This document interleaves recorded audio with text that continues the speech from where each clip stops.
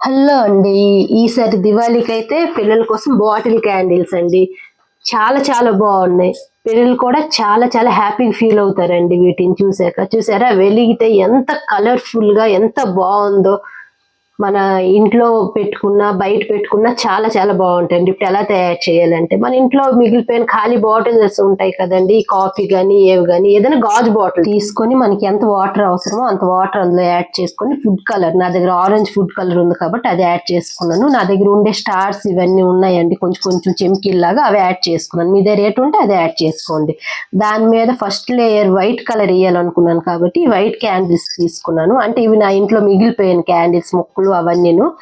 మీరు ఏ కలర్ వేయాలనుకుంటే ఆ కలర్ అందులో ఇలాగ యాడ్ చేసుకోవచ్చు. ఇలా ఇది అయిపోయాక ఈ ఒత్తులు ఉంటాయి కదండి, అవి పడేయాల్సిన అవసరం లేదు, పక్కన పెట్టుకుంటే మళ్ళీ ఇవే యూజ్ చేసుకోవచ్చు.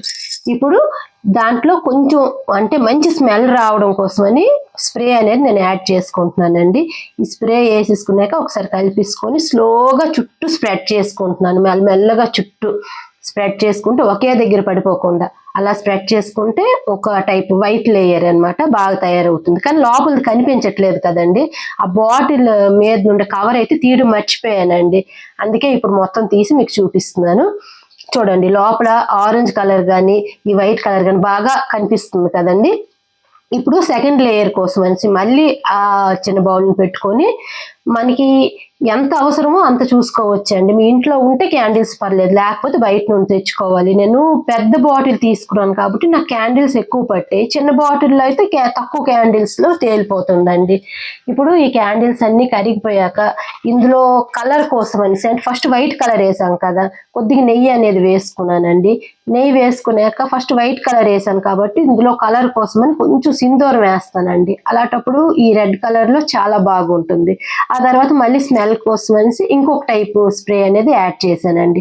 ఇదంతా కొంచెం బాగా కలిపేసుకున్నాక బాటిల్లో సెంటర్లో ఒత్తి రావాలి అంటే దీనికి పిన్ పెట్టుకుంటే సెంటర్లోకి వస్తుందండి, లేకపోతే సైడ్కి వచ్చేస్తుంది.